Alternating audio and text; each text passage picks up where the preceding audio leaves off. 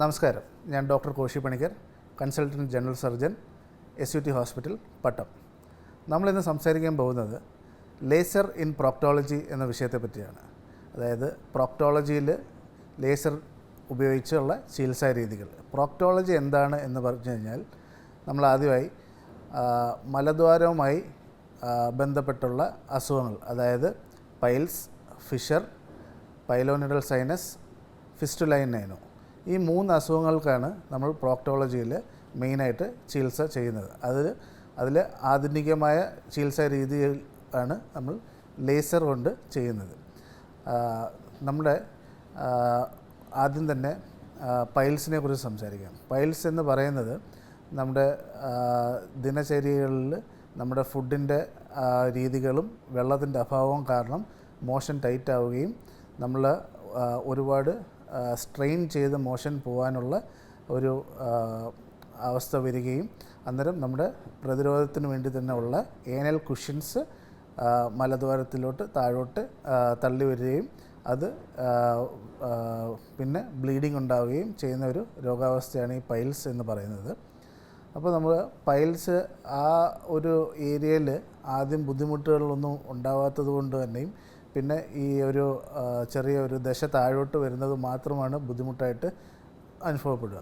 അപ്പോൾ ആ രീതിയിൽ ഉള്ള ബുദ്ധിമുട്ട് ഡോക്ടറിൻ്റെ അടുത്ത് പറയാനോ അല്ലെങ്കിൽ വെളിയിൽ പറയാനോ ഉള്ള ബുദ്ധിമുട്ട് കാരണം പേഷ്യൻസ് അത് നെഗ്ലക്റ്റ് ചെയ്യുകയും അത് ഒരു കാര്യമായ രീതിയിൽ ചികിത്സാ രീതികൾ തേടാതെ അത് പിന്നീട് വീണ്ടും അതിൻ്റെ വലിപ്പം കൂടുകയും അത് പിന്നെ അൾസറേറ്റായി ബ്ലീഡിംഗ് ആയി അങ്ങനെ ഒരു എൻഡ് സ്റ്റേജിലൊക്കെ ആയിരിക്കും, ഓപ്പറേഷൻ കൂടിയേ തീരൂ എന്നുള്ള രീതിയിലൊക്കെ ആയിരിക്കും പേഷ്യൻസ് കൂടുതലും ഹോസ്പിറ്റലിൽ വരിക.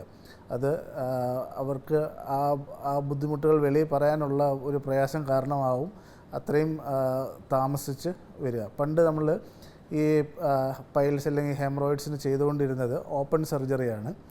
അത് കുറച്ച്, അതായത് ആ ഏനൽ കുഷ്യൻസ് കട്ട് ചെയ്ത് കളഞ്ഞ് അവിടെ സ്റ്റിച്ച് ഇടുക എന്നുള്ള ഒരു ഓപ്പറേഷനാണ് ചെയ്തുകൊണ്ടിരുന്നത്. അത് കുറച്ച് വേദന ഉള്ളൊരു പ്രൊസീജിയറാണ്. 2-3 ദിവസം ഹോസ്പിറ്റലിൽ കിടക്കേണ്ടതായിട്ട് വരുന്നുള്ളൊരു ഇതെല്ലാം ഉണ്ട്. അതിന് ശേഷമുള്ള ഒരു ഡെവലപ്മെൻറ്റിലാണ് നമ്മൾ സ്റ്റേപ്ലർ ഹെമറോയിഡ് പെക്സി വന്നത്.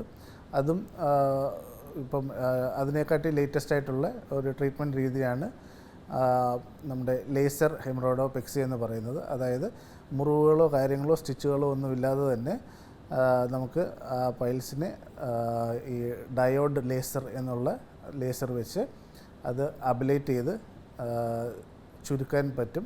അത് പിന്നെ കാലക്രമേണ ഫൈബ്രോസിസായി അത് പൈൽസ് പൂർണ്ണമായി ചുരുങ്ങി പോവുകയും ചെയ്യുന്ന ഒരു പുതിയ ടെക്നിക്കാണ്. അതിന് ഒരു ദിവസം മാത്രം ഹോസ്പിറ്റൽ സ്റ്റേ മതിയാവും.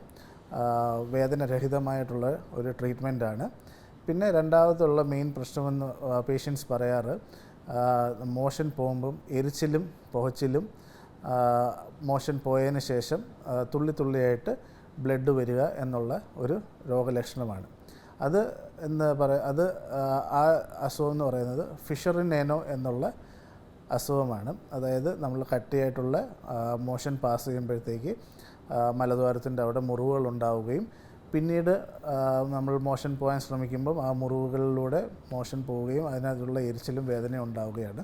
ഇതിൻ്റെ പ്രശ്നമെന്ന് വെച്ച് കഴിഞ്ഞാൽ നമ്മുടെ മലദ്വാരത്തിന് ചുറ്റിനും കോണ്ടിനൻസ്, അതായത് മലം അറിയാതെ പോവാതിരിക്കാൻ വേണ്ടിയുള്ള നമ്മുടെ കോണ്ടിനൻസിനുള്ള മസിൽസ് ഉണ്ട്.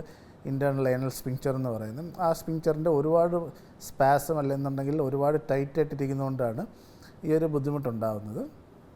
അതിന് നമുക്ക് ഈ ലേസർ രശ്മികൾ കൊണ്ട് മസിൽ ഫൈബേഴ്സ് കുറച്ചൊന്ന് കട്ട് ചെയ്ത് മലദ്വാരം കുറച്ചുകൂടെ ഒന്ന് വികസിപ്പിക്കാനായിട്ടുള്ള ട്രീറ്റ്മെൻറ്റ്സ് ചെയ്യാം. പിന്നെ ഉള്ളതാണ് ഫിസ്റ്റുലൈൻ നൈനോ എന്ന് പറയുന്നത്.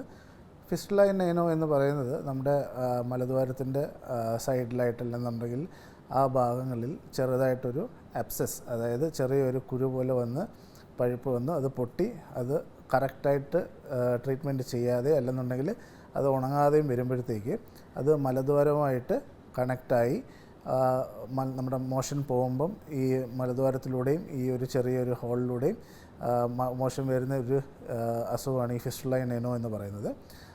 ഫിസ്റ്റുല ഇൻ നൈനോയിൽ നമുക്ക് ഈ മലദ്വാരത്തിൻ്റെ ചുറ്റും വരികയും അവിടെ ഒരു പാത പോലെ ഒരു ട്രാക്റ്റ് ക്രിയേറ്റ് ആവുകയും ചെയ്യുകയാണ്. അതിപ്പോൾ ആപ്സസ് ആണെന്നുണ്ടെങ്കിൽ നമുക്കത് ആപ്സസ് അത് ആ പഴുപ്പ് കീറി വിടാനേ പറ്റത്തുള്ളൂ. അതൊരു ഫിസ്റ്റുലയായിട്ട് ഡെവലപ്പായി കഴിഞ്ഞ് കഴിഞ്ഞാൽ പണ്ടൊക്കെ ഓപ്പൺ സർജറി തന്നെയായിരുന്നു. അതായത് ആ ട്രാക്റ്റ് എവിടെ വരെ പോകുന്നു അത്രയും മുറിവുണ്ടാക്കി കട്ട് ചെയ്ത് പിന്നെ സ്റ്റിച്ച് ചെയ്യുന്ന ഒരു ഓപ്പറേഷനായിരുന്നു. അത് ആ ഹീലിംഗ് പ്രോസസ്സും ഹോസ്പിറ്റൽ സ്റ്റേയും പേഷ്യൻസിന് ഒരുപാട് ബുദ്ധിമുട്ടുകളും അനുഭവിക്കേണ്ടി വന്നിട്ടുള്ള ഒരു ഓപ്പറേഷനുകളായിരുന്നു. പക്ഷേ ഇപ്പോൾ നമുക്ക് ലേറ്റസ്റ്റ് ആയിട്ട് ഈ ഡയോഡ് ലേസസ്, അതായത് നമ്മുടെ ലേസർ രശ്മികൾ കൊണ്ട് ആ ട്രാക്റ്റ് ഒന്ന് അബ്ലേറ്റ് ചെയ്ത് ഫുള്ളായിട്ട് കരിച്ച് കളഞ്ഞ് ട്രീറ്റ്മെൻറ്റ് ചെയ്യാവുന്നതാണ്. അതും ഒരു ദിവസത്തെ ഹോസ്പിറ്റൽ സ്റ്റേ മതിയാവും. പിന്നെ ഉള്ളതാണ് പൈലോനെട്രൽ സൈനസ്. പൈലോനെട്രൽ സൈനസ് എന്ന് പറയുന്നത് നമ്മുടെ ഈ ഹെയർ ഫോളിക്കിൾസ് ഉള്ളിലേക്ക് വളരുകയും അത് അവിടെ ഒരു ഇൻഫെക്റ്റീവ് ഫോക്കെ ഉണ്ടായിട്ട് ഈ ഫിസ്റ്റുല എന്ന് പറയുന്ന കണക്ക് ഒരു ട്രാക്റ്റ് ഉണ്ടാവുകയും റിപ്പീറ്റഡായിട്ട് ഇൻഫെക്ഷൻസ് വന്ന് പോവുകയും ചെയ്യുന്ന ഒരു അവസ്ഥയാണ് ഈ പൈലോനെട്രൽ സൈനസ് എന്ന് പറയുന്നത്. അതിനും പണ്ട് വലിയ ഫ്ലാപ്പുകൾ വെച്ചും അല്ലെന്നുണ്ടെങ്കിൽ നമ്മളത് ട്രാക്റ്റ് മൊത്തത്തിൽ എടുത്ത് കളഞ്ഞ് തയ്യലിടുകയും അല്ലെന്നുണ്ടെങ്കിൽ ഓപ്പണാക്കി വെച്ച് ഉണക്കി അതായത് മുറിവ് ഉണക്കിയെടുക്കുകയും ചെയ്യുന്ന ഒരു രീതിയാണ് ചെയ്തുകൊണ്ടിരുന്നത്. ഇപ്പോൾ അതിനും നമുക്ക് ഈ ലേസർ രശ്മികൾ കൊണ്ട് ആ ട്രാക്റ്റ് അബലേറ്റ് ചെയ്ത് കളഞ്ഞ് അടുത്ത ദിവസം തന്നെ ദിനചര്യകളിലേക്ക് പോവുക എന്നുള്ള ഒരു രീതിയിൽ വന്നിരിക്കുകയാണ്. അപ്പം നമ്മൾ ഈ മെയിനായിട്ടും ഈ 4 അസുഖങ്ങൾക്കാണ് ഈ ലേസേഴ്സ് ഉപയോഗിക്കുക. അതായത് piles, fissure, fistula in ano, pilonidal sinus. തികച്ചും സക്സസ്ഫുൾ ട്രീറ്റ്മെൻറ്റ് രീതികളാണ്. റെക്കറൻസ് റേറ്റ് വന്ന് നോക്കിയാലും വളരെ ചുരുങ്ങിയ ഒരു 98% നമുക്ക് ക്യൂർ കിട്ടുന്ന ഒരു ട്രീറ്റ്മെൻറ്റ് മൊഡാലിറ്റിയാണ് ഈ ലേസർ എന്ന് പറയുന്നത്. അപ്പം ഇനി എന്തെങ്കിലും ബുദ്ധിമുട്ടുണ്ടെന്നുണ്ടെങ്കിൽ നമ്മൾ അത് അവസാനം വരെ വെച്ചുകൊണ്ടിരിക്കാതെ തന്നെ നമ്മൾ ഹോസ്പിറ്റലിൽ വരികയും ഡോക്ടറിനെ കണ്ട് ആ ബുദ്ധിമുട്ട് പറയുകയും മെഡിസിനിലൂടെ തന്നെ മാറ്റാവുന്ന അസുഖങ്ങളാണെന്നുണ്ടെങ്കിൽ നമുക്ക് ആദ്യമേ തന്നെ അത് ക്ലിയർ ചെയ്യാവുന്നതുമാണ്. നമ്മൾ ലേസറിനെ കുറിച്ച് എന്തെങ്കിലും കൂടുതലായിട്ട് അറിയാനോ അല്ലെങ്കിൽ ആ ചികിത്സാ രീതികളെക്കുറിച്ച് അറിയാനോ ഉണ്ടെന്നുണ്ടെങ്കിൽ നമ്മൾ ഹോസ്പിറ്റലുമായിട്ട് ബന്ധപ്പെടാം, OPയിൽ വരാം. Thank you.